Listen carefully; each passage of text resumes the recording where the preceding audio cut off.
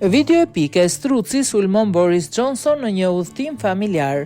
Ish kryeministri i Britanisë Boris Johnson për momentin ndodhet me pushime në Shtetet e Bashkuara të Amerikës dhe në një video të postuar nga bashkëshortja e tij në rrjetet sociale ai është sulmuar nga një struc.